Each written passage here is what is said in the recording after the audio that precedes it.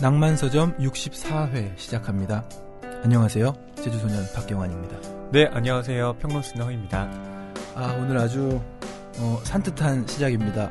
네, 저희가 광화문으로 컴백했습니다.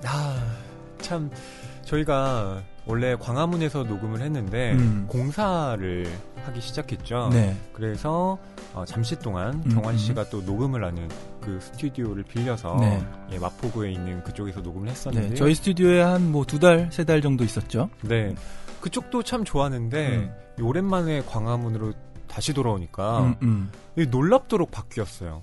아주 훌륭한 변화가 있었습니다. 네. 여러분들 사운드의 질감의 차이 느끼시나요? 그러게요. 예, 어쨌든 공간도 달라졌고요. 장비들도 새로 많이 구축했고 어엿한 스튜디오가 되어서 네. 정말 팟캐스트가 아니라 공중파 라디오라고 해도 네. 손색이 없을 만한 그런 모습으로 앉아 계십니다, 지금. 감사합니다. 경환 씨도 마찬가지고요. 저희가 게스트분들 초대를 할 때 늘 창고 같은 데 모셔서 죄송하다. 네, 이런 말. 지하 벙커 이런 얘기 했었죠. 네, 인사치레로 드렸는데 이젠 그런 죄송하다는 말씀을 드릴 필요가 없게 되었어요. 뮤지션 손님들도 많이 모셔도 될 것 같아요. 네. 어엿한 건반과 기타도 있네요. 새 기타가 있고 기타 앰프도 있고. 네. 네. 밴드 와도 되는 건가요, 그럼? 그러게요. 낭만적인 밴드들을 좀 모셔도 될 것 같습니다. 네, 또 옆에 맛있는 타코집도 생기고, 예, 여러분 혹시 관심이 있으신 분들은, 네, 감성 타코라고 하더라고요. 낭만 서점인데 그 옆엔 감성 타코가 그렇구나. 있고. 네, 신기합니다. 언제라도 이렇게 의자만 몇 개 놓으면 공개 방송도 가능한 네, 네. 괜찮은 공간이 생겼습니다. 네, 저희 광화문에서 다시 녹음을 시작했는데요. 9월의 시작이기도 하죠. 네. 예, 여러분 또 많은 청취 부탁드리겠습니다. 댓글 소개해드릴까요? 네. 자, 꽃무릇님이 남겨주셨네요. 중국식 룰렛의 설명 좋네요. 은희경 작가님을 빨리 뵙고 싶게 만드시네요. 사실 이른바 책방 순례 중입니다만 뭐라 해도 낭만서점이 저랑 궁합이 맞는 느낌이랄까요? 진짜 책 이야기. 제일 좋은 것은 듣는 이를 가르치려 하지 않으셔서 호기심 유발하는 사용설명서라고 할까요? 아무튼 좋다 하셨습니다. 예. 감사합니다. 가르칠 수가 있어야 가르치죠. 너무 그렇게 콕 집어 얘기하시니까 부끄러워지네요. 네. 저 말입니다. 저도 그렇고요. 네. 그 밑에 다시 듣기 하고 계시다고 꽃무르님이 네. 그 본인의 댓글에 다시 남겨주셨는데요. 네. 여기저기 평탄치 않은 삶들이 튀어나오지만 해석이 다양할 수 있고 또 유추의 삶들이 나오지만 어디선가 있음직한 그러면서 탄탄한 소설의 구조를 엿볼 수 있고요. 주문한 책이 내일쯤 올 것 같다고 이미 도착하셨겠군요. 이 낭만서점 효과 네. 주문하셨습니다. 교보문고 주문하셨어야 될 텐데. 그러게요. 교보문고 낭만서점입니다. 네. 자, 또 그 위에 낭만 속의 그대님은요. 중국식 룰렛 편 영혼 있는 방송 잘 들었습니다. 네. 천사의 몫을 말씀하시는 건가? 아마 그런 것 같습니다. 예, 감사드리고요. 네. 또 FFOXX님, 네. 허이님 하트회원에 5개 연속 누르고 처음으로 후기 남겨봅니다. 하셨는데요. 네. 네. 제가 정말 애원을 드렸죠, 여러분. 네. 근데 제가 이렇게 애원을 자주 드려야겠다는 맞아요. 생각을 다시 하게 됐어요. 보니까 에피소드에 이렇게 하트 수가 제 애원 이후로 숫자가 달라졌어요. 그럼요. 네. 네. 그래서 애원과 하트 수는 비례합니다. 제가 앞으로 종종 이렇게 말씀드릴게요. 네. 네. 낭만서점인데 정 작가님 하차 후에도 여전히 애청하고 계시다고요. 네. 정희연 작가님의 빅팬이시고 출근하면서 산책하면서 하다못해 쇼핑하면서도 즐겨 듣고 집에서 뒹굴거릴 때도 그냥 틀어놓기도 합니다. 하셨습니다. 네. 비록 폭발적인 댓글이나 부족한 하트 수에 일희일비하지 마시고 앞으로도 쭉 좋은 방송 부탁드려요. 네, 우리는 왜 이렇게 일희일비하는 걸까요? 그러게요. 그렇게 제가 됩니다. 좀 남의 눈을 신경 많이 쓰더라고요. 저도 그래요. 네. 네, 칭찬은 고래도 춤추게 한다 이런 말도 있잖아요. 네. 네, 칭찬은 저를 춤추게 합니다. 네네. 네. 보이는 라디오가 있다면 허희 씨 춤추는 모습을 보실 수 있습니다. 네. 현스님, 안녕하세요. 저도 항상 듣기만 했는데 최근 읽었던 중국식 룰렛 책이 나와서 깜짝 놀랐어요. 책을 읽고 난 다음에 방송을 들으니까 내용이 더욱더 선명하게 머릿속에 그림이 그려져서 더 기억에 남는 것 같네요. 저와 같이 듣기만 하지만 항상 에피소드를 기다리며 응원하는 분들이 많을 테니 즐거운 방송 부탁드릴게요 하셨습니다. 예. 아이폰 팟캐스트 어플로 처음 듣기 시작해서 이 팟빵에서 후기를 달 수 있다는 걸 얼마 전에 알게 되셨다고. 맞아요. 네, 이런 그러네요. 경우 있더군요. 아이폰에서는 그냥 이렇게 볼 수 있고 들을 수 있고 사실 거기도 댓글 달는 데가 있어요. 혹시 거기 댓글 없을까요? 한번 가봐야 되나? 예, 제가 저 아이폰 유저가 아니라 못 봤습니다. 네네. 아무튼 현수님 같은 분도 계시다는 거 저희에게 힘이 됩니다. 예, 저희 댓글 달아주신 분들 중에 3분 선정해서 선물 드리도록 하죠. 네. 현스님, 예. 먼저 선물 드리고 싶고요. 또, 네. 폭스님, FFOXX님께도 선물 드리고 싶네요. 예, 그리고 꽃무른님께도 선물 드리도록 하겠습니다. 낭만 속의 그대님은 저희가 예전에 선물 드린 걸로 네. 알고 있어서요. 이번에는 한텀 쉴게요. 책이 가득한, 그리고 소설을 사랑하는 책방. 이곳은 낭만 서점입니다.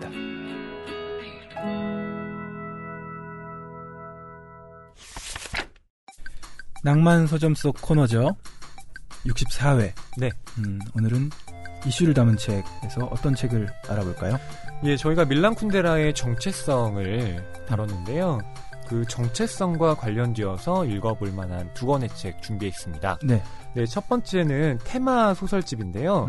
존재의 아우성이라는 소설집입니다. 네. 제목부터 존재. 음. 정체성과 같이 읽으면 좋겠군요. 네. 이 소설집은 김민영, 이금희, 전삼의, 진영민, 최상희, 최석영, 최영희 등 7명의 작가들이 정체성이라는 테마에 머리를 맞대고 이 청소년들, 그러니까 기성세대의 욕망에 의해서 자기 정체성을 잃어가고 있는 이 청소년들에 대한 이야기를 담고 있는 책입니다. 네. 청소년기에 아무래도 정체성에 대한 고민을 하잖아요. 그렇죠. 여기서 이런 질문을 던지나 봐요. 당신은 어떤 사람인가? 어떻게 살 것인가? 어떻게 사는 것이 올바른 삶인가? 그러게요. 어떻게 살아야 될까요? 이 책을 통해서 조금은 힌트를 얻으셨으면 하는 마음입니다. 네. 네. 자, 2번째로 저희가 소개해드릴 책은 더글러스 케네디의 빅피처라는 책입니다. 네. 큰 사진. 빅픽처. 예. 이 빅피처라는 책, 워낙 많은 분들이 들어보셨겠지만요. 이 책은 또, 자신이 살해한 사람의 신분으로 살아간다. 라는 점에서, 네. 예, 또 어떤 흥미를 자아내게 하는 작품이기도 합니다. 이 벤과 갈수록 사이가 멀어지던 이 베스가 이 이웃집에 사는 사진가 게리와 불륜에 빠지게 됩니다. 그 사실을 알게 된 벤이 이 게리의 집에서 이 게리를 살해하게 되는데요. 그 이후에 이 벤은 게리의 시신을 은밀히 처리하고 게리의 인생을 대신 살기로 결심합니다. 섬뜩합니다, 스토리가. 그렇죠. 네. 그러고 나서 전혀 이 낯선 이 마을에 가서 이제 원래 게리가 사진가였으니까 사진가 행세를 하면서 이제 살아가게 되는데요.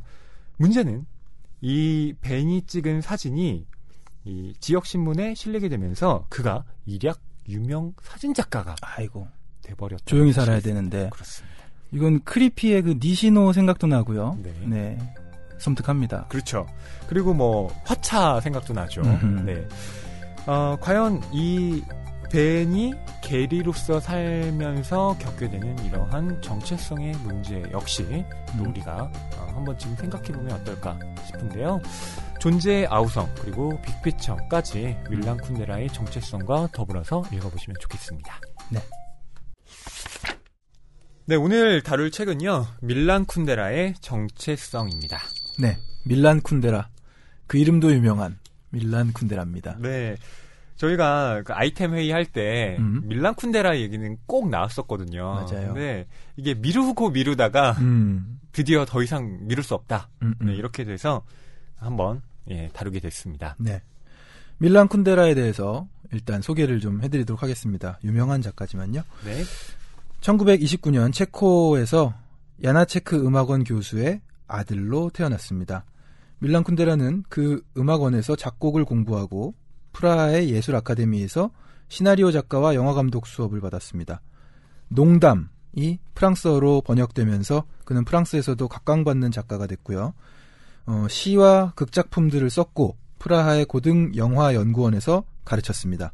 밀로스 포만 그리고 장차 체코의 누벨바그계 영화인들이 될 사람들이 모두 그의 제자들이었습니다. 1963년 이래 프라하의 봄이 외부 억압으로 좌절될 때까지 인간의 얼굴을 한 사회주의 운동을 주도했고요. 1968년 모든 공직에서 해직당하고 저서가 압수되는 수모를 겪기도 했습니다. 네, 잠깐 그 경환 씨가 읽어드린 그 부분에서 네. 좀 이야기를 할게. 네네. 밀란 쿤데라가 우선 체코 출신의 작가라는 겁니다. 그렇죠. 예. 그리고 음악 공부를 했어요. 네. 작곡을 공부했고. 그렇습니다. 작가와 영화감독 수업을 받기도 했네요. 네. 그러면서 시도 쓰고 극작품들도 썼고요. 네. 또 체코의 영화계를 이끌 그리고 뭐 현재는 이미 굉장히 이름이 높은 그 감독들의 스승이기도 했고요. 네네. 네.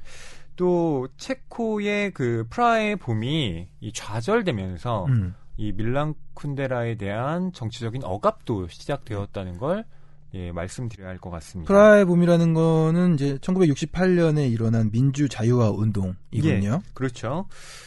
인간의 얼굴을 가진 사회주의, 그러니까 민주 자유화 노선을 이 제창한 이 당시 체코슬로바키아 공산당 이 중앙위 총회가 이런 그 결정을 내렸는데 여기에 대해서 이 소련이 이 체코슬로바키아의 어떤 정치적인 자유화가 자칫하면 다른 곳으로까지 번져 나갈지도 모른다라고 생각을 해서요. 체코에 무력 침공을 감행했습니다. 저희가 동물농장에서 네. 다뤘던 시대적 배경이랑도 좀 맞물리는 것 같아요. 그때 우리는 이제 소련 연방 네. 그리고 뭐 스탈린, 네. 트로츠키 예. 얘기 나눴었잖아요. 네, 그렇죠. 그러니까 아무래도 그렇기 때문에 이 밀란 쿤데라와 같은 당시 체코의 정치적 상황을 이제 응원했던 사람들은요, 이 소련의 개입으로 인해서 목소리를 잃을 수밖에 없었던 겁니다. 네. 예. 자, 그런 시대적 배경이 있고요. 계속해서 쿤데라를 좀 더 소개해드리면요.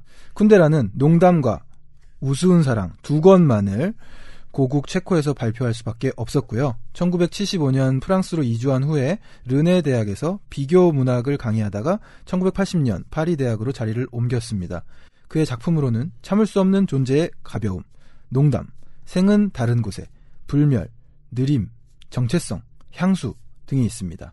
쿤데라의 문학은 높은 문학적 평가를 받으며 메디치상, 클레멘트 루케상, 유로파상, 체코 작가상, 커먼웰스상, LA타임즈 소설상 등을 수상했습니다. 예. 네. 밀란 쿤데라는 뭐 노벨문학상 후보로 계속 거론이 되는 작가 중 한 사람이죠. 노벨문학상은 아직 못 받았나 봐요? 네, 못 받았습니다. 네. 이 밀란 쿤데라가 현재 80 후반이거든요. 네. 예, 87세. 그 프로필 사진도 굉장히 멋있게 늙은 노인의 모습을 볼 수 있었습니다. 그러게요. 저는 밀란 쿤데라가 계속 그 생존을 해 있다면 언젠가는 받지 않을까. 네네. 예, 장수하기를 좀 팬으로서 기원하고 있습니다. 네. 네. 이 밀란 쿤데라가요, 프랑스에 망명한 이후에 인터뷰에서 이렇게 이야기를 했다고 합니다. 변화가 너무나 급작스러웠던 게 사실입니다. 1968년까지 나는 체코 국내의 소설가였을 뿐 아무것도 외국어로 번역된 것이 없었으니까요. 그 뒤에 작품들이 덜어 번역이 되긴 했습니다만 체코 안에서 작가로서의 나는 존재하지 않았죠. 그래서 나는 프랑스를 작가로서의 조국으로 선택한 겁니다. 내 책들이 먼저 나온 것은 파리였고 나로서는 그 상징적 의미를 매우 귀중하게 여기고 있어요. 네. 프랑스가 작가로서의 조국이다. 그렇죠. 밀란 쿤데라는 체코어로 글을 쓴 것도 있지만 많은 작품을 프랑스어로 썼습니다. 네. 예. 저희가 오늘 다룰 정체성의 경우에도 프랑스어로 집필을 했죠. 네. 네. 그리고 번역의 권위를 갖는 것도 프랑스어판들이라고 하더군요. 네, 맞습니다. 이 밀란 쿤데라에 대해서 경환 씨가 이렇게 자세하게 소개를 해줬지만 실제 밀란 쿤데라의 책을 펼쳐보면요, 딱 두 줄로 소개가 돼 있습니다. 네.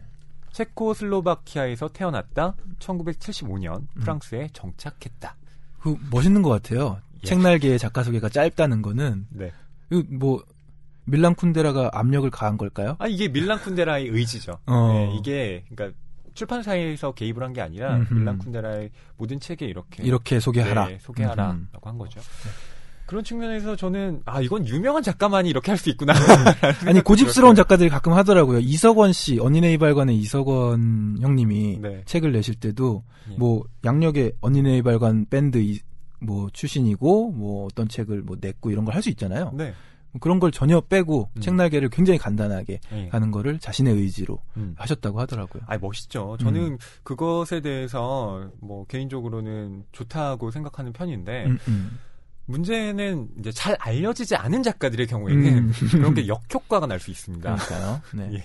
네, 이렇게 밀란 쿤데라 정말 많은 책을 썼고요. 네. 또 대단한 업적을 남긴 작가인데요. 저희가... 대단한 작가라서 그런지 정말 작가 얘기만 하는데도 네. 시간이 계속 갑니다. 그렇죠. 네. 저희가 오늘 다룰 작품은 뭐 대표작들이 여러 개 있지만 참을 수 없는 존재의 가벼움은 뭐 워낙 유명한 작품이고요. 상대적으로 좀 덜 알려진 작품. 네. 그러면서도 조금 쉽게 여러분들과 대화할 수 있는 작품 고민을 하다가 정체성을 선택하게 정체성. 됐습니다. 네. 표지 참 무서워요. 모자랑 옷이 있고 얼굴이 없어요. 네. 그리고 그걸 벗겨보면 예. 얼굴이 이렇게 따로 떨어져 있는 그림이 있습니다. 그렇죠. 이걸 네. 르네 마그리트의 그림이죠. 네. 그 미눔사에서 밀란 쿤데라 전집이 나왔는데 네. 그 표지 그림을 전부 르네 마그리트의 그림으로 장식을 했습니다. 그 작가의 정체성이랑 좀 맞나 봐요. 제가 보기엔 네, 맞는 부분이 있는 것 같아요. 잘 맞아 어울려요. 떨어지는 것 같아요. 네. 예. 근데 이 밀란 쿤데라의 전집이 나온 이후에 그 새로운 신작 무의미의 축제가 나오는 바람에 그러니까 전집이라는 개념이 조금 이상해지기도 했죠. 포함해야 되니까. 그렇죠. 전집은 어쨌든 그 작가의 모든 작품을 망라한 것인데 그 뒤에 신작을 써서 예 다시 나오게 되니까 네. 나중에는 전집을 또 새로 내야 되지 않을까라는 아하. 생각도 듭니다. 그렇겠네요. 네. 네. 그러니까 보통 전집이라는 건 작가가 작품 활동을 완전히 중단하거나 아니면 그 작가가 세상을 떠난 이후에 네, 정리하는 게 맞다는 생각도 들어요. 네. 네. 그렇군요. 자, 정체성의 줄거리 제가 설명을 좀 해드릴게요. 네. 네. 자, 이 책은 프랑스에서 출간이 됐을 때 또 베스트셀러에 올랐는데요. 한국에도 1998년에 번역이 됐습니다. 당시에 쿤데라는 이 정체성에서 우리 시대의 남녀의 사랑이 존재할 수 있는 양태의 극한을 추구했다라고 밝혔습니다. 경원 씨 어떤가요, 이 말?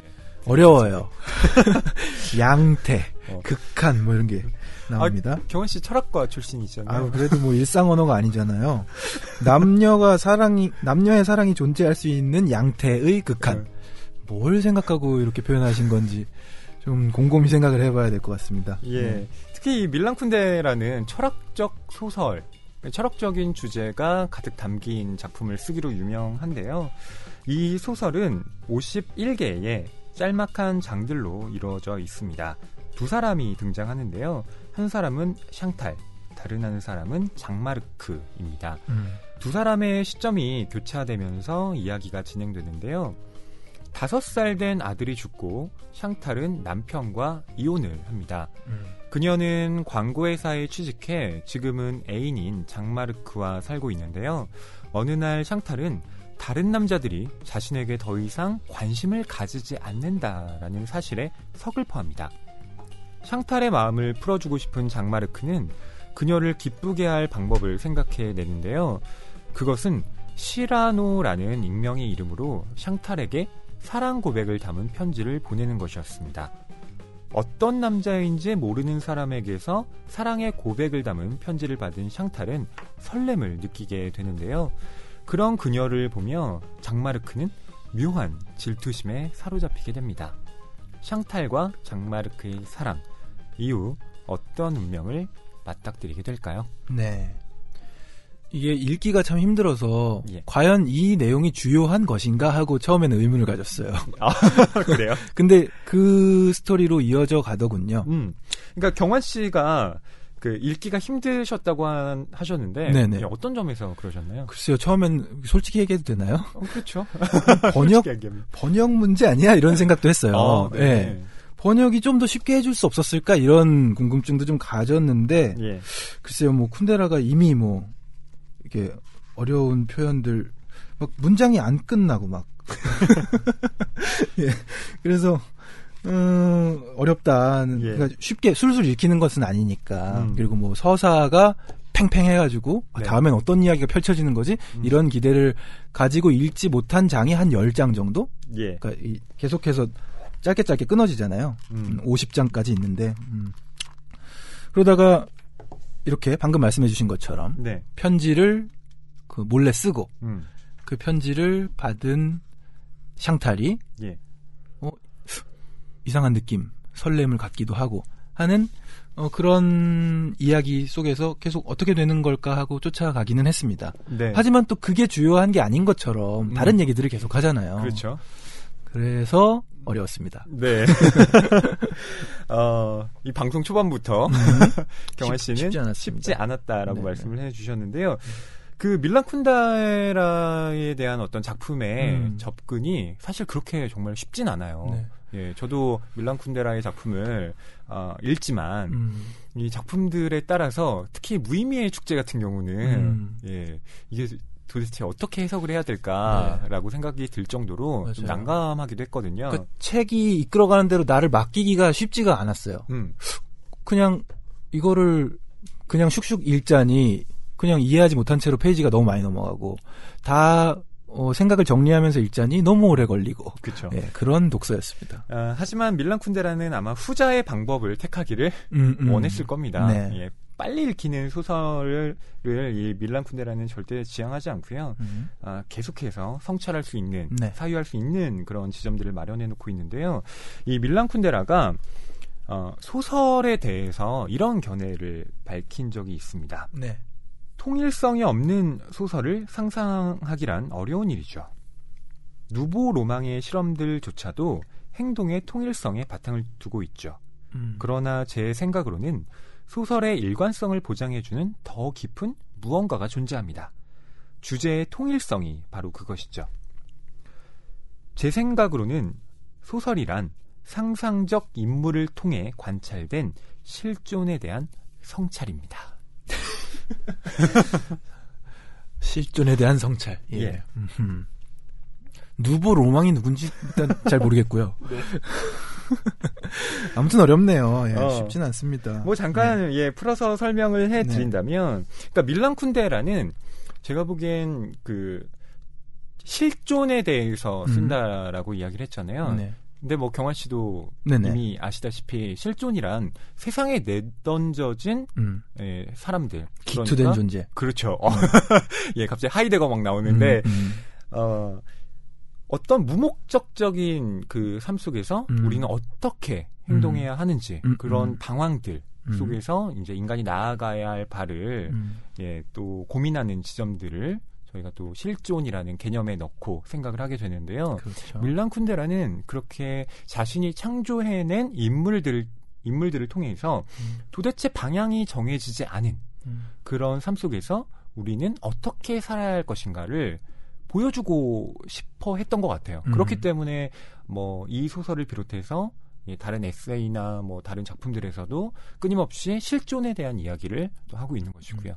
이게 다른 나라에서 태어나 프랑스 국적을 가진 작가들의 공통점으로 느껴지기도 하는데 까뮤 있잖아요. 까뮤. 예, 까뮤. 까뮤의 작품을 읽었을 때랑도 느낌은 약간 비슷한 것 같습니다. 그리고 그런데 이방인 같은 거는 그 서사가 이끌어가는 것도 또 재미가 있어서 이만큼 어렵진 않았는데 어쨌든 느껴지는 그 향취 같은 게 좀 비슷한 것 같아요.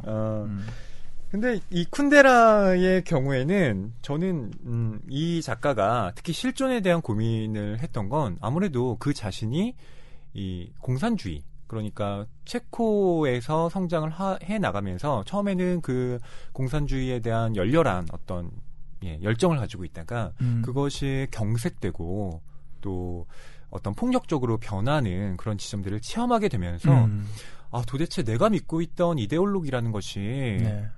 사실은 얼마나 허망한 것이었던가. 그럼 우리는 이데올로기 없이 어떤 삶을 꾸려나갈 수 있을 것인가. 그거에 대한 고민을 끊임없이 했기 때문에 그런 결과물로서 이런 작품들이 탄생한 게 아닌가 싶기도 네. 해요. 2차 세계대전 이후에 그 참혹한 네.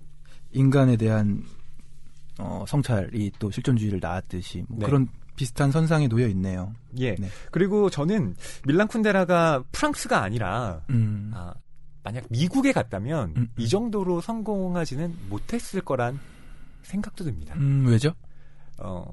밀란 쿤데라의 작품 세계가요. 그러니까 프랑스의 어떤 특유의 철학적 분위기와 정말 잘 어울려요. 맞아요. 예. 근데 미국의 그 어떤 실용주의적 관점 그리고 그 미국이 갖고 있는 또 어떤 독특한 색채가 있잖아요. 뭐라고 할까요? 프랑스와 미국은 우리가 떠올리기에도 너무나 다른 그 문화적인 향취를 가지고 있잖아요. 그런 측면에서 밀란 쿤데라의 작품 세계를 프랑스에서 가장 많이 이렇게 돋보이게 해준 것도 역시 그 어떤 문화적인 네. 코드가 맞았기 때문에 그런 것이 아닌가 싶기도 합니다. 제가 세계의 많은 나라들을 다 가보지는 못했지만 프랑스 가봤거든요. 예. 향취가 비슷합니다. 진짜. 그리고 이 작품에서 나오는 되게 뻔뻔한 거지 있잖아요. 예. 잠깐 나오는데 그냥 네. 돈 달라고 네. 정중하게 옷 잘 차려입고 그런 거지 실제로 있더군요.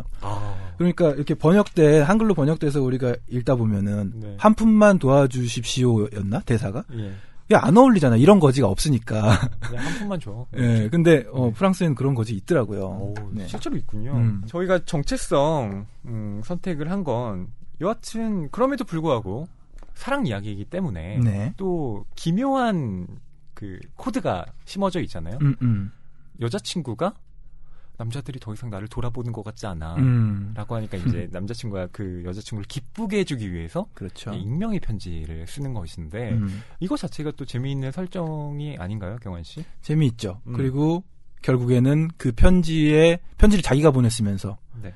편지에 의해 움직여지는 여자친구를 보며 편지를 질투하는 그리고 편지를 쓰는 자신을 시라노에 비유하고 있고요. 그렇죠. 자, 그러면 이 정체성 출간 당시에 프랑스의 권위지 르몽드 들어보셨나요?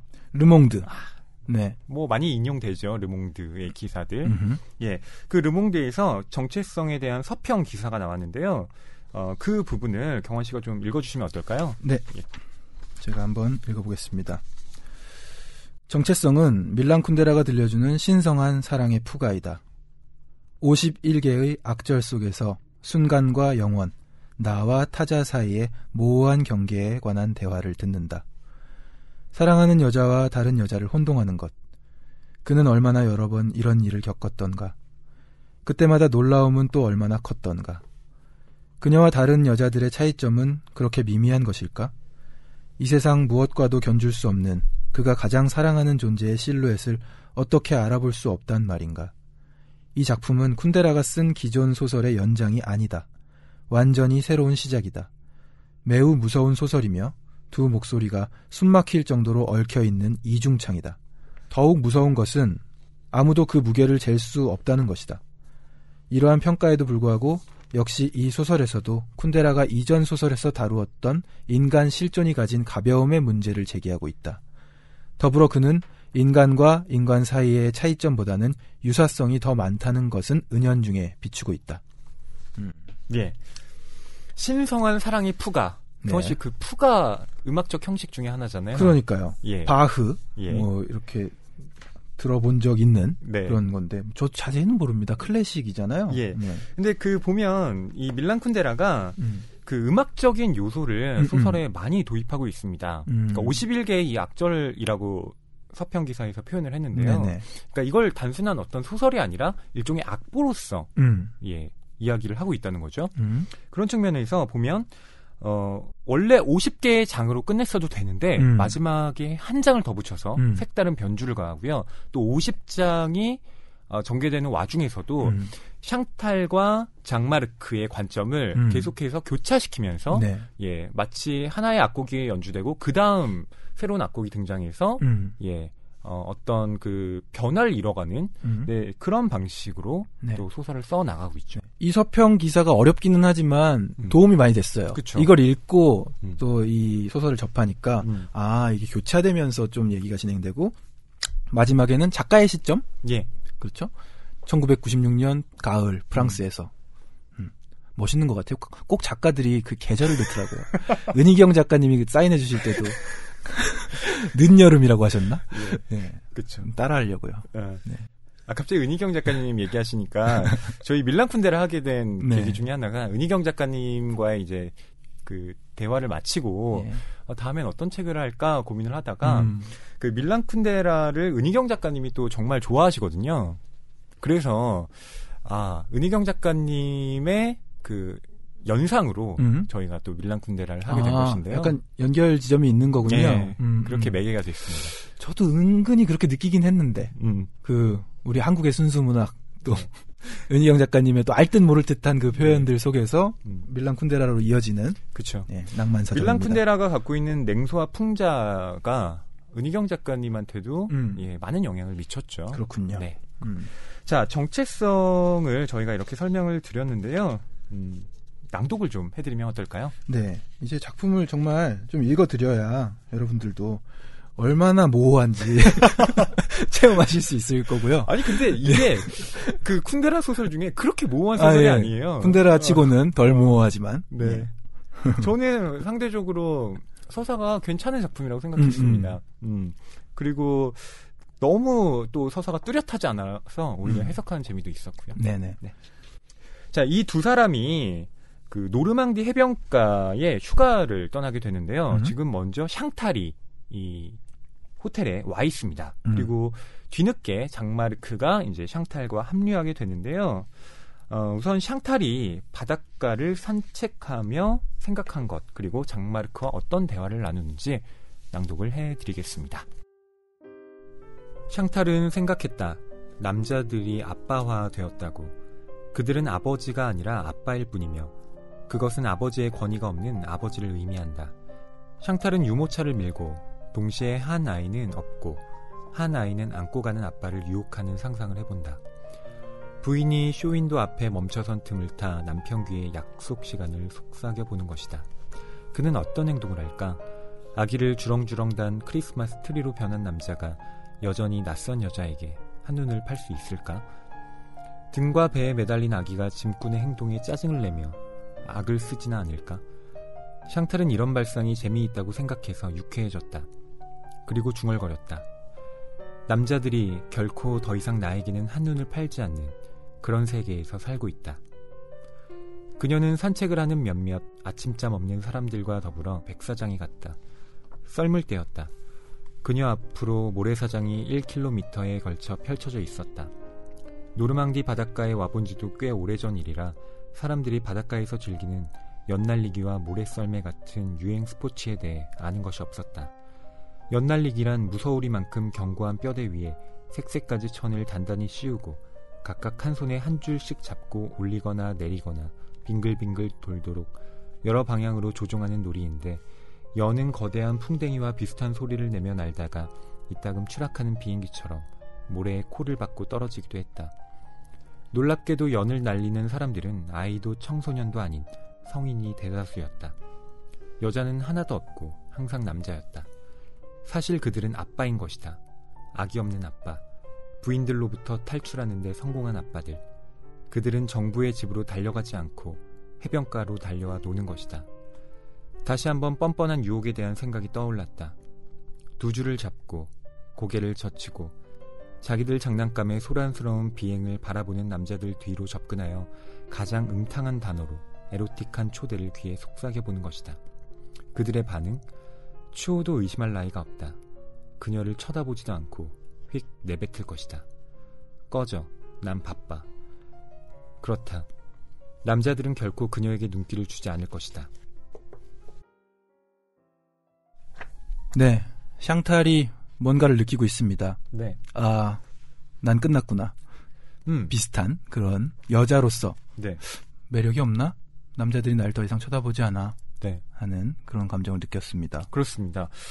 자, 그러면 독자로서 저는 어떤 생각을 하게 됐냐면 샹탈이 자신의 정체성을 그 구성하는 방식이 다른 남자들의 어떤 인정, 다른 사람들의 관심을 통해서 자기 자신을 확인해 가는 사람이라는 것을 알 수가 있죠.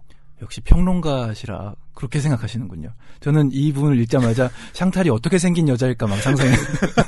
몇 살이며 어느 부분에 주름이 좀 갔으며 네. 이런 거를 상상했는데 해변을 산책하는데 거기 있는 남자들이 전부 아이를 데리고 나온 아빠들이었다. 혹은 아이를 데리고 나오지 않은 아빠들이었다. 라고 느끼는 그 감정. 참 그녀를 서글프게 만듭니다. 연애세포가 죽었다는 그런 느낌일까요? 그럴 수도 있겠죠. 하지만 그녀는 현재 애인이 있잖아요. 장마르크가. 예, 연하의 남자친구가 있습니다. 그런데도 이런 또 서글픈 감정을 느끼게 되죠. 나는 언제나 목마르다? 사랑은 언제나 목마르다. 히딩크, 나는 계속 배고프다? 예, 그렇죠. 네. 샹탈이 예, 이런 생각을 이제 하게 되고요. 호텔에 돌아오게 되는데 여기에 대해서 이제 장마르크와 이야기를 나누게 됩니다. 네. 예. 무슨 일이 있었지? 무슨 일이야? 아무 일도 없어. 아무 일이 없다니. 얼굴이 딴 사람이 됐잖아. 잠을 설쳤어. 거의 한숨도 자지 못했어. 그리고 아침나절에 좋지 않은 일이 있었어. 나쁜 일이라니. 왜? 그냥 그랬어. 아무것도 아닌 일. 말해봐. 아무 일도 아니라니까. 그가 계속 추궁하자 그녀는 마침내 털어놓았다. 남자들이 더 이상 나를 돌아보지 않더라. 그는 그녀가 무슨 말을 했는지 무슨 뜻으로 한 말인지 이해할 수 없어서 멍하니 바라보기만 했다. 남자들이 더 이상 돌아보지 않아서 슬프다고? 그는 이렇게 말하고 싶었다. 그렇다면 난 뭐야? 난 말이야. 당신을 찾아 해변을 수킬로미터씩 헤맸고 울면서 당신 이름을 부르며 달려왔고 당신을 따라 지구 끝까지라도 뛰어갈 수 있는 나는 뭐지? 그는 이런 말을 하진 않았다. 대신 천천히 낮은 음성으로 그녀가 방금 했던 말을 되풀이했다. 남자들이 더 이상 당신을 돌아보지 않는다고? 그녀는 얼굴을 붉혔다. 그녀가 그토록이나 얼굴을 붉히는 것을 본 것이 그에게는 꽤 오래된 일이었다. 이러한 상기된 얼굴은 그녀의 숨겨진 욕망을 드러내는 듯했다. 그래, 남자들이 더 이상 나를 돌아보지 않아. 그녀는 잠을 설쳤고 피곤하다고 했지만 그를 납득시키지를 못했고 그는 계속 따져 물었다. 그녀는 이러한 사랑의 신문에서 어떻게 빠져나와야 할지 몰라 뭔가 재미있는 이야기를 해주고 싶었다. 그 순간 머리에 떠오른 것이 자신의 아침 산책 그리고 아기를 매달아 크리스마스 트리로 변한 남자들에 관한 이야기였는데 잊고 있었던 조그마한 물건이 그 자리에 그대로 남아있는 것을 발견하듯 자신의 머리에서 남자들이 더 이상 나를 돌아보지 않는다라는 말을 찾아냈다. 그녀는 가급적 가장 가볍게 말하려고 노력했으나 자신의 목소리가 쓸쓸하고 우울한데 그녀 자신도 놀랐다. 이 우울, 그녀는 그것이 자신의 얼굴에 쓰여 있음을 느꼈고 그런 자신을 장마르크에게 이해시킬 수 없음을 단번에 알았다. 자신을 오랫동안 심각하게 바라보는 그를 보면서 그녀는 이 시선이 그녀 몸 깊숙한 곳에 불을 지피는 것처럼 느껴졌다. 이 불은 금세 배 안으로 퍼져 가슴 위로 타올라 그녀 뺨을 태웠고 땀이 피부에서 축축이 흘러내리는 것을 느꼈다. 그녀는 자신이 얼굴을 붉히는 바람에 이 말이 과장된 무게를 지니게 되었음을 알았다. 그는 틀림없이 이 말을 통해 그녀가 본심을 드러냈고 지금은 부끄러워 얼굴을 붉히지만 그녀의 은밀한 성향을 그에게 내보인 것이라고 믿을 것이다. 오해지만 그에게 설명할 수 없었다. 왜냐하면 이 불길의 엄습을 벌써 오래전부터 느꼈던 것이다. 그녀는 이 불길에 진짜 이름을 부여하길 항상 거부해왔지만 이번에는 그것이 무엇을 의미했는지 추호도 의심할 바 없으며 바로 그런 이유 때문에 그것을 말하고 싶지도 않고 말할 수도 없었던 것이다. 네. 샹탈과 장마르크의 대화, 그리고 그 대화가 서술자가 바뀌면서 한 번 더 반복됐죠? 네. 자, 산책에서 돌아온 샹탈이 장마르크에게 더 이상 남자들이 나를 돌아보지 않아서 슬퍼 라고 말을 합니다. 네. 예, 그 말을 듣고 장마르크는 충격을 받죠. 충격. 난 남자가 아닌가? 난 뭐야? 네. 난 널 찾아 헤맸는데? 난 지구 끝까지 널 따라갈 수 있는데? 계속 돌아보고 있잖아요. 네. 그러니까, 이 장마르크로서는 좀 황당한 기분에 휩싸였는데, 네. 그렇게 그 장이 끝나고, 네. 그 다음 장에서, 이제 샹탈의 관점에서 네. 그 대화를 다시, 풀어서 설명을 해주는 겁니다. 네. 샹탈의 속마음은 사실은 그렇게까지 무겁게 얘기할 생각이 아니었는데, 그쵸. 가볍게 이야기를 꺼낼 주제 2가지 중에서 한 가지를 찾아서 그냥 얘기했을 뿐인데, 자신의 몸과 얼굴이 네. 붉어지는 현상을 초래하게 되고요. 그것 때문에 더 심각한 분위기가 네. 또 만들어지죠. 경환 씨도 그런 적 없으세요? 그러니까 자기가 진짜 그렇게 대단히 심각하게 생각하고 있지 않은데 누군가와 대화를 하다가 불쑥 그 말이 튀어나와서 그렇죠. 예, 왠지 그것 때문에 굉장히 심각해졌던 얼굴이 빨개지는 경험. 네. 그런 경험 있지 않으세요? 있죠. 누구나 좀 있지 않을까요? 네. 네, 저도 있는 것 같아요. 그래서 예전에는 방송만 하면 그렇게 얼굴이 빨개졌어요. 진짜 완전 프로신데 지금은 예전에는 여러 번 하다 보니까 네. 빨개지진 않는데 옛날에는 방송에 나가서 뭐 제주소년을 소개하고 네. 이번 앨범은 뭐 이렇게 만들었습니다. 얘기를 하다 보면 마도 뜨면 안 되고 무슨 말이라도 해야 되잖아요. 아, 그렇죠. 그러니까 막 하다 보니까 끝나고 나면 막 얼굴에 막 열이 나고 그런 적이 있습니다. 네. 그러다 중간에 노래 부르고 얼마나 힘든지. 하기야 가수들은 좀 그런 게 있군요. 근데 저는 한편으로 부럽기도 합니다. 저는 노래를 할 수 없으니까 전부 말로 때워야 계속 되잖아요. 이게 자, 르몽드지에 따르면요. 네. 괜히 인용한 거 막 읽고 예, 그래야 되는데 예, 저도 그런 경우가 종종 있습니다. 분명히 제가 속으로는 별로 그렇게 심각하게 생각하지 않는데 왠지 이렇게 말다툼하다가 괜히 그 얘기 끄집어내면서 나 이거 때문에 되게 심각해 막 이런 적도 있습니다. 알리바이를 그렇게 내세우는 거죠. 자기 방어가 이제 실현되는 걸까요? 순간적으로. 그러니까 그게 굉장히 이상한데요. 그러니까 제가 의도하는 것과 제 말이 다르게 튀어나오는 거예요. 네. 말하자면 본심과 발화되는 말이 예, 서로 엇갈리는 이것도 인간이 가진 어떤 모순 중에 하나가 아닌가 싶기도 하고요. 거기에 더 나아가서 아이러니한 건 그렇게 제 본심과 다르게 발화된 말이 또 저의 어떤 진심을 담고 있기도 하다는 겁니다. 방금 샹탈이 얘기했잖아요. 네. 아주 오래전부터 뜨거운 불길 가지고 있었던 그것이 몰려와서 그쵸. 자신의 몸을 붉게 달구고 얼굴까지도 빨개진 그런 현상입니다. 그렇습니다. 그러니까 자신의 본심에서 나오지 않은 말을 내뱉은 건 맞지만 그럼에도 불구하고 그렇게 내뱉어진 말 안에는 자기도 모르는 어떤 무의식적인 깊은 본심. 그렇죠. 심층이 담겨 있다는 거죠. 이게 밀란 쿤데라의 경우에 특히 소설에 꿈에 대한 얘기가 많이 나오거든요. 네. 그게 뭐 이제 프로이트의 그 꿈의 해석 이후로 이제 무의식에 대한 이야기를 할 때 언제나 작가들이 꿈을 많이 등장을 시키거든요. 밀란 쿤데라도 그걸 자주 사용하는 작가 중 한 사람인데 프로이트가 이런 이야기를 한 적이 있습니다. 사람들이 무심코 던지는 농담 혹은 말실수에 바로 그 사람의 진짜 본심이 담겨있다. 그래서 밀란 쿤데라 작품 중에 농담이 있구나. 네. 네. 그럴 수도 있죠. 그러니까 우리가 왜 드라마나 혹은 뭐 실제 친구들 사이에서도 왜 말실수하는 친구들 있잖아요. 네. 그냥 말 던져놓고 미안해 내가 말실수했어. 이건 내 본심이 아니야 라고 했지만 프로이트의 견해에 따르면 그건 그 사람의 본심일 수 있습니다. 본심일 수 있다. 네. 자, 저희가 경환 씨와 읽어드린 이 부분에서 또 흥미로웠던 건 같은 상황에 대해서 그 장마르크와 샹탈의 해석이 네. 서로 다르다는 것이기도 했습니다. 네네. 이건 마치 그 홍상수 감독의 영화를 떠올리게 하는 한 장면이 아닌가 싶기도 했는데요. 네네. 오수정이라는 영화에 보면 맞아요. 네, 그렇죠. 그랬던 것 같아요. 그리고 뭐 지금은 맞고 그때는 틀리다. 그건 제목부터 그렇잖아요. 네, 그것도 보면 반복과 변주를 통해서 네. 예. 그래서 푸가라고 표현했군요. 예. 대위법이라는 것도 네. 있고요. 그리고 경환 씨의 또 네. 알랭드 보통도 떠오르지 않으시던가요? 저는 알랭드 보통을 잘 읽어보진 않았는데 왜 나는 너를 사랑하는가? 예, 그 책 정말 많이 읽던데요. 그렇죠.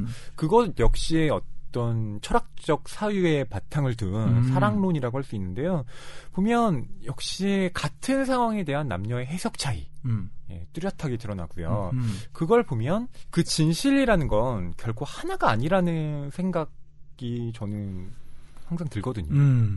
네. 과연 진실이라는 게 정말 하나일 수 있을까? 지금 같은 녹음실에서 경환 씨와 제가 그 대화를 하고 있지만 네. 이것이 경환 씨와 저에게는 다른 의미 또 다르게 받아들여지잖아요. 예, 결코 똑같은 어떤 감정을 공유하진 않을 텐데 그렇죠. 이건 역시 지나고 나면 서로 다르게 기억이 되겠죠. 그렇게 보면 경환 씨는 그때 우리 저 생수로 뭐 삼다수를 마시고 있었어요. 라고 하고 저는 아니에요. 저희 그때 진로 석수 마시고 있었어요. 라고 했는데 이제 나중에 PD님이 아니에요. 저희 아이시스 마시고 있었거든요. 라고 이야기하는 예, 그런 상황이 네. 벌어질 수도 있다. 아무래도 사온 사람이 잘 알죠. 그렇죠. 예. 그는 샹탈을 찾아보려고 애썼다. 마침내 그녀를 찾아냈다. 그녀는 걸음을 멈추고 파도와 돛담배와 구름을 바라보고 있었다. 그는 아이들 곁을 지나갔다. 지도교사가 아이들을 차에 앉히자 차는 원을 그리며 천천히 움직이기 시작했다. 그 주위로 다른 차들이 쏜살같이 지나다녔다. 그녀가 돌아섰다. 하지만 필경 장 마르크를 보지 못한 것 같았다. 그녀의 자세는 생각에 깊이 잠겨 주위를 보지 않으면서 걷고 있는 여자의 몸짓처럼 느긋했다. 그는 그렇게 정신줄을 놓지 말고 해변을 질주하는 저런 멍청한 자동차를 조심하라고 외치고 싶었다. 갑자기 그녀의 몸이 자동차에 치이는 것을 상상한다. 그녀는 피투성이가 되어 모래사장 위에 쓰러지고 자동차는 해변에서 멀어져 간다. 그녀를 향해 달리는 자신의 모습이 눈앞에 떠오른다. 그녀의 모습을 보고 너무도 감정이 격해져서 그는 샹탈의 이름을 정말 부르짖기 시작한다. 바람이 드세고 해변이 광활하여 그의 목소리는 누구에게도 들리지 않는다. 이러한 감상적 연극에 몰두할 수도 있다. 그는 눈물을 그렁거리며 그녀를 위해 맘껏 고통스러운 비명을 지를 수도 있다. 눈물로 일그러진 얼굴. 그는 몇 초 동안 그녀의 죽음이 야기하는 공포를 겪고 있다. 이 기묘하고 히스테릭한 발작에 스스로 놀란 그에게 평온하고 침착하고 매력적이며 무한히 감동적인 무심한 자세로 산책하는 그녀가 보였다. 방금 자신이 연출한 장례식 코미디에 웃음이 나온다. 그는 미소를 지을 뿐 자책하지는 않는다. 그녀를 사랑하기 시작한 후부터 샹탈의 죽음은 항상 그의 곁에 있다. 그는 이제 그녀에게 손짓을 하며 진짜 달리기 시작한다. 하지만 그녀는 머리 위로 손살의 짓을 하는 남자를 보지 못한 채 다시 걸음을 멈추고 바다를 마주하고는 멀리 떠나가는 돛담배를 바라보았다. 마침내 그의 쪽으로 돌아선 그녀가 그를 알아본 것 같았다. 그는 기쁜 표정으로 다시 한번 손을 치켜들었다. 그러나 그녀는 그에게는 무심한 채 모래사장을 애무하는 바다의 긴 물결을 눈으로 쫓으며 서 있었다. 그녀의 옆모습을 본 지금에서야 그가 틀어올린 머리라고 생각했던 것이 실은 머리를 감싼 머플러라는 것을 확인했다. 가까이 다가섬에 따라 그가 샹탈이라고 믿었던 여자가 늙고 추하고 우스꽝스럽게도 다른 엉뚱한 여자로 변해갔다. 네, 방금 경환 씨가 읽어주신 부분은 장마르크가 샹탈을 찾아다니다가 샹탈을 발견했다고 생각을 하죠. 네. 그래서 다가갔는데 샹탈이 아니었던 샹탈이 겁니다. 아니었다. 네, 그 장면입니다. 그렇군요. 전 지금 이해했네요. 네? 저는 샹탈이 예. 이렇게까지 늙은 여자였다는 거를 모르고 지내다가 네. 발견하니 내 연인이 또 이렇게 또 늙은 여자구나 하고 그렇게 깨닫는 장면인 줄 그렇게 이해하고 읽었습니다. 네. 잘못 이해했군요. 예, 그게 아니라 예. 그 모래사장에서 발견한 이 여자는 샹탈이 샹탈이 아니었다. 아니고 그리고 두 사람은 호텔에서 재회하게 되죠. 그렇군요. 자, 장마르크는 그 뒷부분에서 이렇게 쓰고 있습니다. 네. 사랑하는 여자와 다른 여자의 육체적 외모를 혼동하는 것. 그는 얼마나 여러 번 그런 일을 겪었던가. 그리고 항상 똑같은 놀람. 그녀와 다른 여자들의 차이가 그렇게 미미한 것일까? 이 세상 무엇에도 비교할 수 없고 그가 가장 사랑하는 존재의 실루엣을 어떻게 알아볼 수 없단 말인가. 예. 이것이 또 이 소설에서 좀 중요한 지점인 것 같더군요. 그렇죠. 설명에서 계속 언급됩니다. 네. 사랑하는 여자의 실루엣을 알아보지 못하는 그것. 네, 그렇습니다. 그러니까 저는 이렇게 정리해보면 어떨까 싶은데요. 샹탈이 자신의 정체성을 확인하는 방법은 다른 사람의 시선을 통한 자기 자아의 구축입니다. 반면 이 장마르크는 네, 어떤 착오를 통해서 항상 오인을 통해서 어떤 대상을 인지하는 네, 그런 방식으로서 어떤 사물을 파악하는 그런 사람으로 나옵니다. 착오를 통해서 인지해요? 예. 제가 보기엔 그렇습니다. 그러니까 착오를 통해서 인지한다는 건 어떻게 이 소설에서 또 설명이 되냐면 네. 이렇게 모래사장에서 샹탈을 다른 사람으로 오해한 것뿐 아니라 샹탈의 기분을 풀어주기 위해서 익명의 편지를 쓰잖아요. 그렇죠. 사실 근데 그런 방법을 취한 것 자체가 어떻게 보면 샹탈이 정말로 원하는 것이었을까? 아닐 수 있다는 거죠. 그러니까 말하자면 이 장마르크라는 남자는 언제나 오인과 오해를 통해서 어떤 행동을 해나가는 사람이라는 것을 이 소설에서 그리고 있다는 예, 그런 생각이 저는 좀 그렇군요. 들었습니다. 네. 아니 그리고 그녀의 뒷모습 이렇게 바라보다가 갑자기 딴 생각을 해요. 예. 교통사고 나고 죽음에 대해서 생각하죠. 그래놓고 한참 생각하다가 방금 자신이 연출한 장례식 코미디에 웃음이 나온다 이렇게 또 얘기를 하고 있습니다. 이게 왜 이러는 겁니까? 뭐 이걸 이제 보는 사람에 따라서는 네. 뭐 밀란 쿤데라 이렇게 일관성이 없어 이렇게 비판할 수도 있겠지만 갑자기 상상 속으로 들어가니까요. 그러게요. 근데 저는 밀란 쿤데라를 조금 옹호하는 입장에서 설명을 드려본다면 인간 실존에 대해서 소설을 쓰고 있다라고 네. 쿤데라가 밝혔잖아요. 근데 우리가 살다 보면 어떤 상황에 있어서 늘 그 똑같은 생각, 합리적인 생각만 하는 것은 아닙니다. 이를테면 수업을 듣다가도 맞아요. 예. 딴 생각이 아주 장황하게 펼쳐지니까. 네, 갑자기 점심시간이네 하면서 뭘 먹지 하면서 교수의 말은 귀를 통해 스쳐 지나가고 마치 의식의 흐름을 만약 그대로 글로 쓴다면 뒤죽박죽된 형태로 하루의 일과가 구성될 겁니다. 이게 그래서 그런 걸까요? 저는 약간 잭 케루악 작품 읽을 때랑 느낌이 비슷했어요. 아, 다르마 행녀 읽을 때랑요? 갑자기 딴소리를 막 하니까 그렇죠. 의식의 흐름대로 좀 쓰는 경향이 있는 거군요. 네. 그리고 저는 이 사랑과 죽음을 연관시키는 건 또 그렇게 전혀 뜬금없는 이야기라는 생각은 들지 않아요. 네. 왜냐하면 사랑하는 사람이 있으면 언제나 그 사람의 죽음, 그 사람의 상실에 대해서 생각하게 되잖아요. 그 사람이 없다면 난 어떻게 하지? 맞아요. 예, 이런 생각 하지 않나요? 그렇죠. 예. 그러니까 어떤 사랑에 빠져 있는 사람은 항상 그 사랑의 상실에 대해서도 생각하게 된다는 것. 그런 지점에서 본다면 지금 이러한 서술은 그렇게 또 딴소리는 아니라고 볼 수도 있겠죠. 장마르크가 참 애처갑니다. 공처가. 그녀 없으면 어떻게 예. 제가 아까 샹탈은 다른 사람들의 시선을 통해서 자신의 정체성을 구축해가는 여자라고 말씀드렸잖아요. 그리고 장마르크는 오인과 오해를 통해서 예, 사물을 인지하는 사람이라고 말씀드렸는데 그럼 장마르크의 정체성은 어떻게 구축되는 것일까요? 그건 한마디로 말씀드린다면 그의 정체성은 샹탈로 만들어집니다. 그의 정체성은 샹탈이라는 존재가 절대적인 비중을 차지하고 있어요. 순정파네요.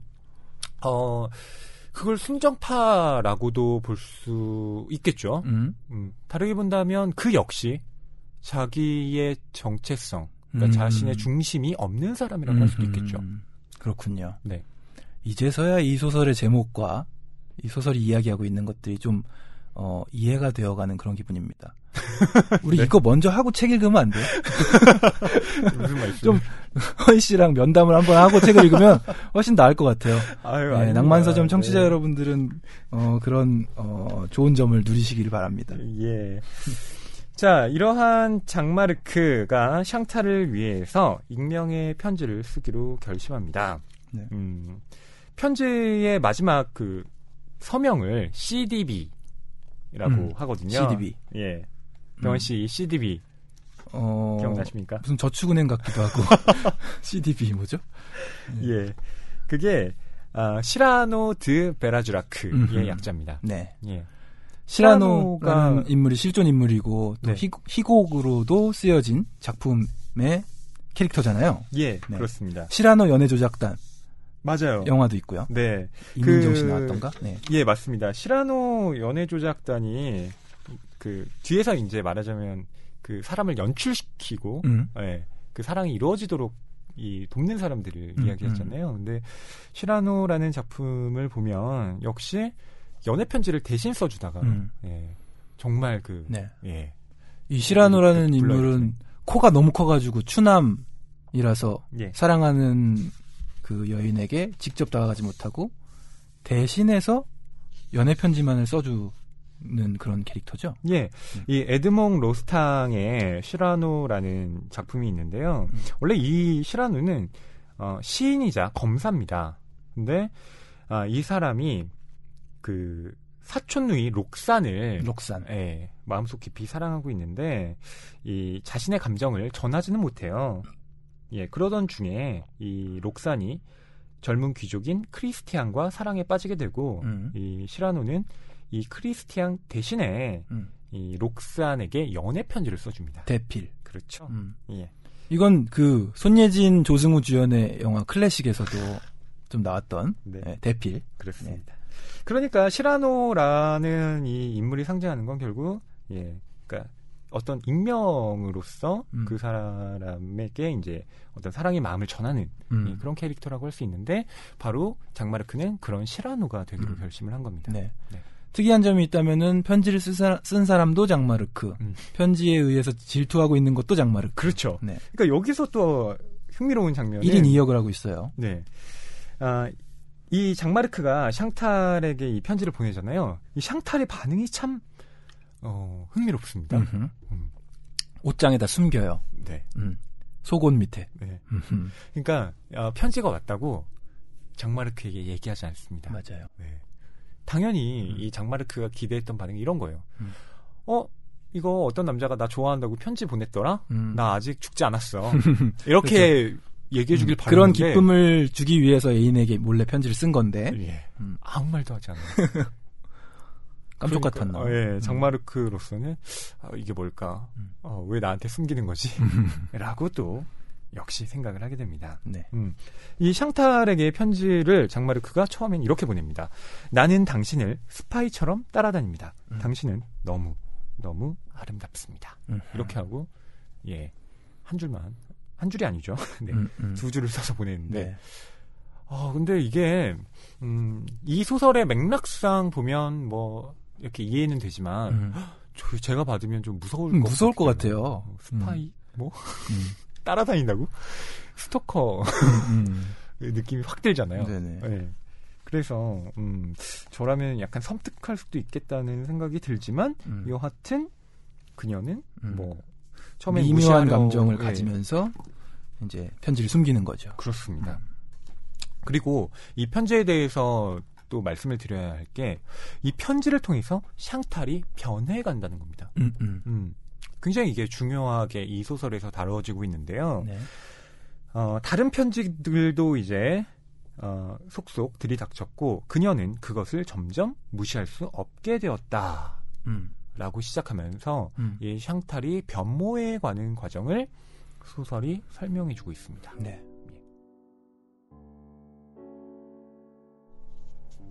편지는 지적이며 점잖았고 조롱기나 장난기도 전혀 없었다.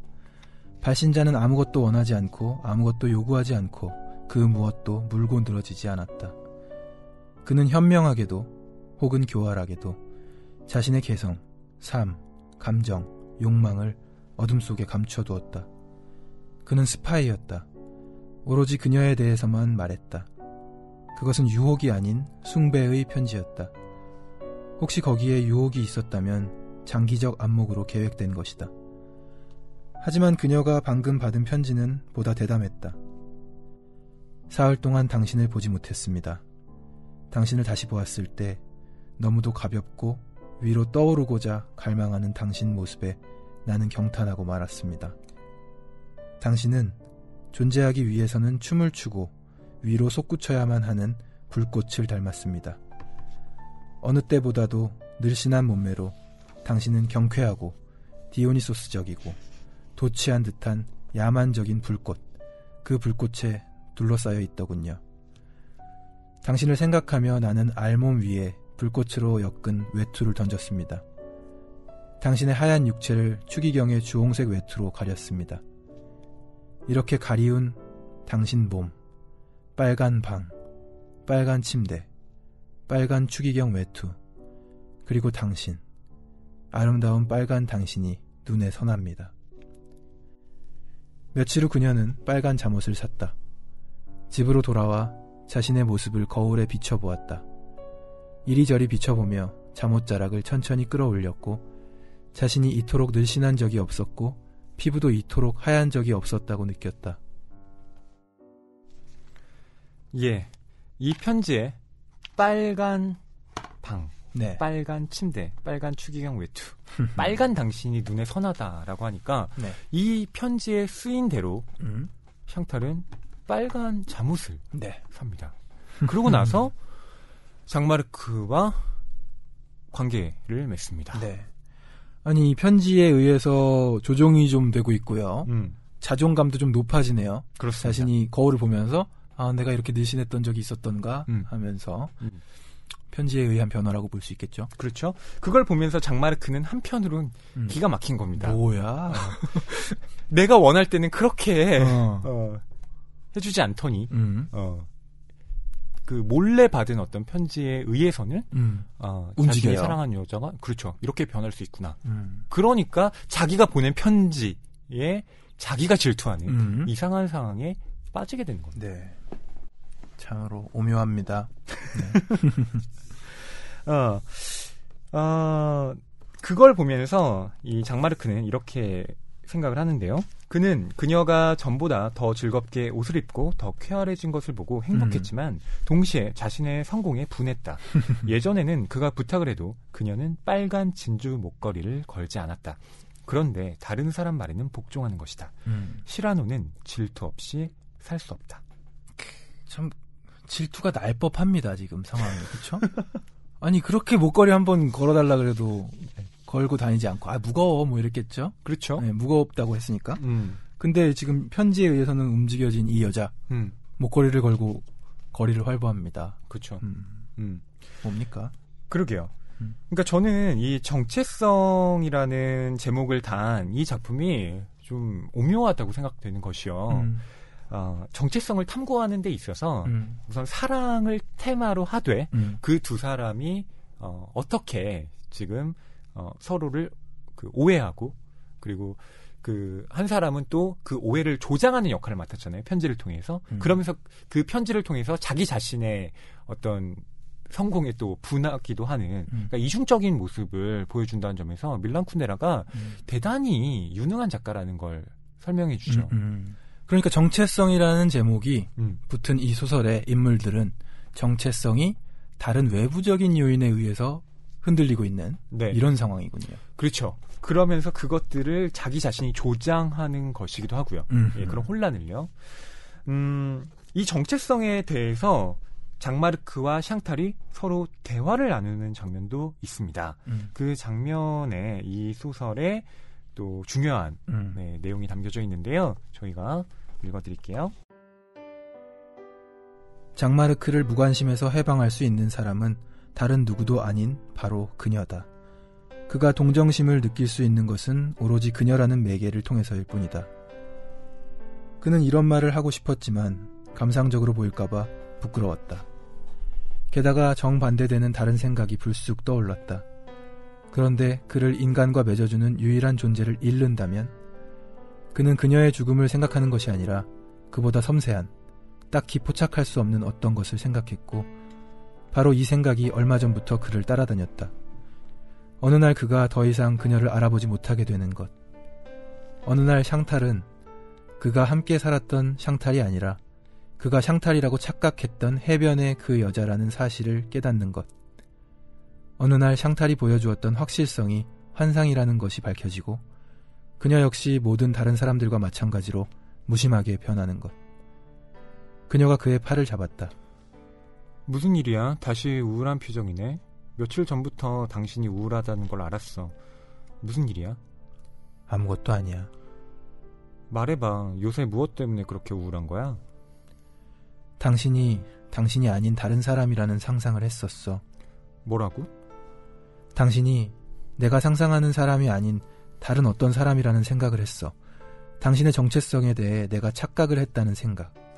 무슨 소리인지 모르겠어. 그는 나란히 쌓여있는 브래지어를 보았다. 쓸쓸한 브래지어 더미, 우스꽝스러운 더미. 그런데 이러한 환상 너머로 그의 앞에 마주 앉은 샹탈의 진짜 얼굴이 다시 떠올랐다. 그는 그녀의 손이 닿는 감촉을 느꼈고 눈앞에 낯선 사람 혹은 배반자를 보고 있다는 느낌이 순식간에 지워졌다. 그는 미소를 지었다. 잊어버려. 못 들었던 걸로 해둬. 예. 자, 정체성이라는 대화가 여기에서도 나오죠. 네.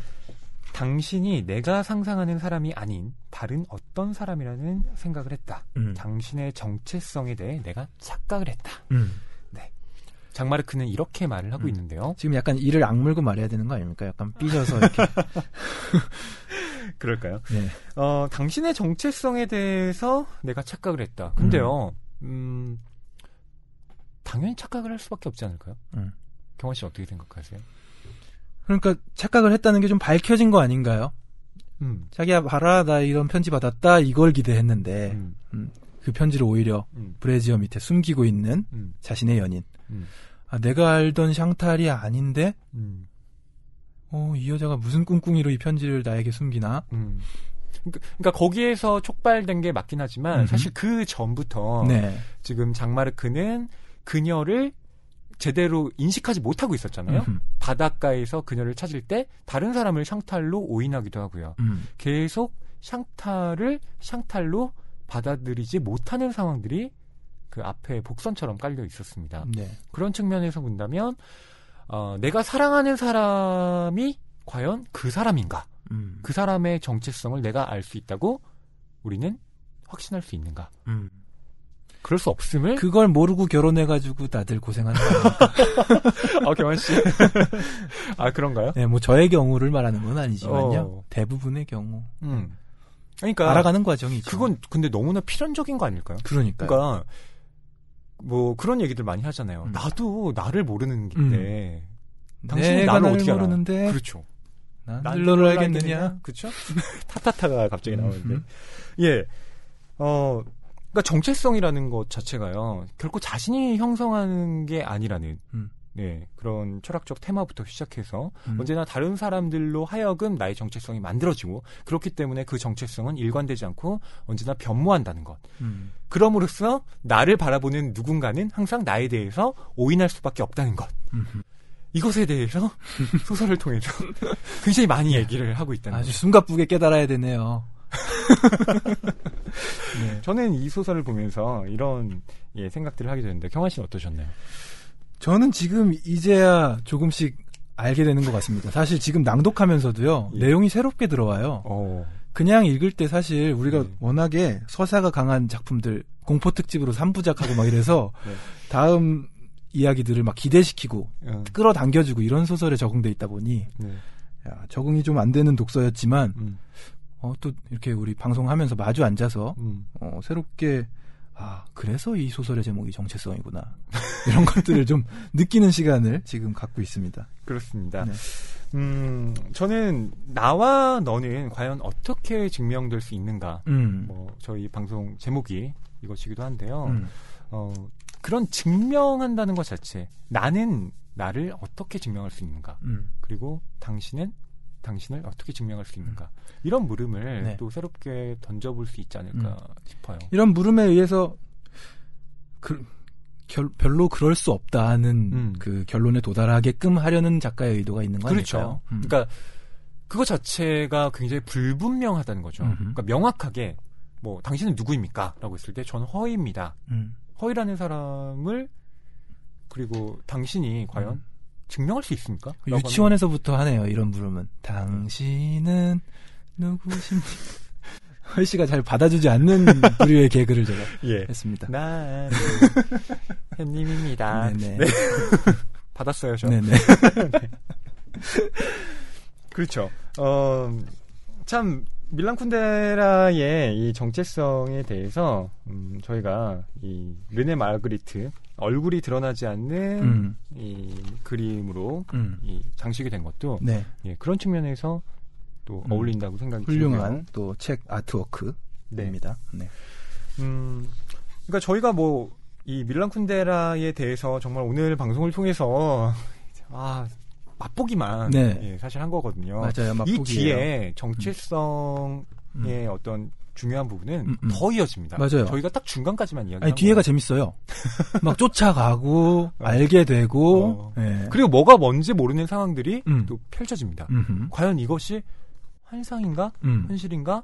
그리고 마지막에 등장하는 이 작가는 예, 왜 나오는 것인가? 이런 질문을 하게 만듭니다. 네네. 그래서 재미있게 읽었던 부분은 뒷부분이지만 낭만서점에서는 주로 앞부분을 지금 한 100쪽까지 소개해드렸네요. 네. 네. 그러니까 저희가 책 한 권을 다 다루기에는 글쎄요. 시간도 너무 많이 걸릴 것 같고요. 또 여러분들의 독서 즐거움을 빼앗는 것 같아서 네네.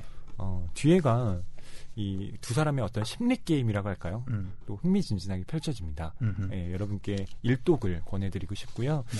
그 외에 밀란 쿤데라의 다른 작품들 저는 농담 권해드리고 싶어요. 농담 저 재밌게 읽었는데 이 농담이 좀 상대적으로 두껍기는 합니다만 두껍습니까? 예. 네. 이 경환 씨가 얘기하는 그 서사의 강렬함은 농담 쪽이 또 그렇군요. 있습니다. 예. 경환 씨 어떠셨나요? 밀란 쿤데라 이 작품. 네. 저는 개인적으로 이제 뒷부분을 재밌게 읽은 사람으로서 네. 뭐 스포를 할 수는 없지만 조금 해주시면 네. 어떻습니까? 예. 예.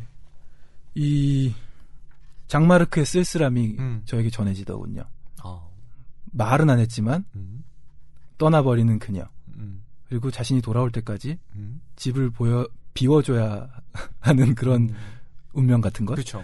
장마르크가 지금 샹탈의 집에 얹혀 살고 있습니다. 네. 그리고 현실적인 얘기들도 좀 나오던데요. 네. 장마르크는 그녀의 5분의 1밖에 벌지 못하는 그렇습니다. 그런 사람이더군요. 그녀가 딱 5배를 더 법니다. 그녀가 경제적인 주도권을 가지고 있죠. 그리고 그녀가 연상이고요. 전체적으로 사랑에도 저는 권력관계가 있다고 생각하거든요. 네. 예. 처음부터 그 권력관계가 거의 드러났던 것 같아요. 네. 샹탈 쪽에 그 권력이 상당 부분 예, 기울어져 있습니다. 네. 예. 그래서 장마르크의 쓸쓸함이 네, 장마르크 너무 불쌍하다는 그런 느낌을 받고. 그렇게 얘기하고 보니까 지금 경환 씨의 동일 씨가 예. 그렇군요, 경환 씨 요즘. 제가요? 그런가? 그러니까 저는 결혼한 입장에서 예. 좀 쑥스러워지기는 합니다만은. 네. 지금 이 여인이 이름 모를 편지에 의해서 조종되고 네. 그것에 의해서 또 성적 흥분까지도 더 극으로 치닫는 경험도 하고 네. 그것 때문에 애인인 장마르크는 더 질투하고 네. 이런 게 말이죠. 누구나 상상할 법한 네. 그런 또 성적인 부분에서의 또 시면을 건드리는 게 아닌가 하는 생각도 들었어요. 그리고 예전에 우리가 다루려고 했는데 다루지 않았던 책 있잖아요. 은밀한 생. 네. 그것도 그것도 프랑스 작품인가요? 네. 프랑스 작품들이 아니 여기서도 정체성에서도 막 침 얘기 나와요. 예. 타액이 뒤섞이고 그걸로 막 상상해서 뭐 침의 바다가 되고 뭐 파스칼 키냐르에서도 뭘 자꾸 빨고 막 이런 게 이게 계속 나오더라고요. 예. 그래서 뭐 이걸로 무슨 할 얘기가 있겠냐 싶어서 그 작품은 뒤로 밀어뒀는데 그런 어떤 프랑스 문학의 공통점인지 아무튼 성적인 부분을 그렇게 끌어와서 또 인간의 시면 또 다루는 그런 뭔가의 공통점이 또 있는 거 아닌가 하는 막연한 느낌을 또 느꼈습니다. 예, 뭐 프랑스가 푸코가 쓴 말과사물이 정말 빵처럼 팔려나갔다라는 이야기가 있을 정도로 네. 뭐 고등학교에서부터 바칼로레아라는 논술 시험을 비롯해서 철학 수업을 체계적으로 받잖아요. 그런 만큼 이 프랑스인들이 가지고 있는 어떤 철학적인 이 바탕이라는 것이 굉장히 좀 두터운 편입니다. 한국은 상대적으로 좀 약하죠. 그리고 이 프랑스가 뭐 여러분들이 아시다시피 그 사람들은 이 왕을 처단한 경험을 갖고 있는 정말 세계에서 몇 안 되는 맞아요. 경험을 한 사람들입니다. 그런 만큼 어떤 자유라는 그 테마를 끈질기게 추구하는 사람들이거든요. 자유, 평등, 박애. 그렇죠. 그렇기 때문에 이 프랑스인들이 갖고 있는 어떤 사고라는 것은요. 그러니까 지금 한국인들이 뭐 상당 부분 많이 정신적으로 진보해 왔다라고 하지만 그 프랑스인들은 정말 어떤 가족이라는 문제 그리고 남녀 사이의 문제에 있어서 훨씬 더 좋게 말하면 개방적으로 열려 있습니다. 그러니까. 그렇기 때문에 뭐 현재 한국 사람들이 보기에도 이건 그 20년 전에 쓰여진 소설인데도 좀 대단히 좀 진보적인 데가 있다. 이렇게 생각할 수가 있는데요. 저는 그 아까 경환 씨가 이야기하셨던 성적인 부분을 통해서 인간의 심연을 건드린다라고 했을 때, 전 인간이 결정적으로 어떤 성, 에로스와 때려야 뗄 수 없는 어떤 관계를 맺고 있다고 생각해요. 그렇기 때문에 뭐 프로이트는 인간의 성욕으로부터 모든 행위를 설명하려고 했고요. 또 인간이라는 존재 자체가 남녀 간의 성을 통해서 탄생하는 존재이기 때문에 저는 이 성을 이야기하는 것이 그냥 단순한 외설이 아니라 이렇게 철학적인 깊이를 가지게 되면 훨씬 더 우리 존재에 대해서 실존에 대해서 많은 이야기를 해줄 수 있다고 생각하고요. 이 밀란 쿤데라의 경우에 그 제가 좀 특히 주목하고 싶은 건 이 사람이 취하고 있는 내용적인 측면뿐만 아니라 형식적인 측면들. 그러니까 말씀드렸던 푸가, 대위법, 그리고 밀란 쿤데라가 어렸을 때부터 받은 작곡 교육에 의한 어떤 그 음악적 형식들이 이 소설 안에서 어떻게 변주되고 있는지 그런 것들에 착목하시는 게 쿤데라를 읽어나가는데 훨씬 더 도움이 되실 거예요. 정말 도움이 됩니다. 오늘 낭만서점을 쭉 하고 나니까 정체성 오늘 제가 모호하게 읽었던 지점들이 많이 눈에 보이는 것 같아요. 뭐 그렇다고 저도 잘 아는 건 아니고요. 네. 앞으로도 훌륭한 평론을 계속해서 부탁드립니다. 아닙니다.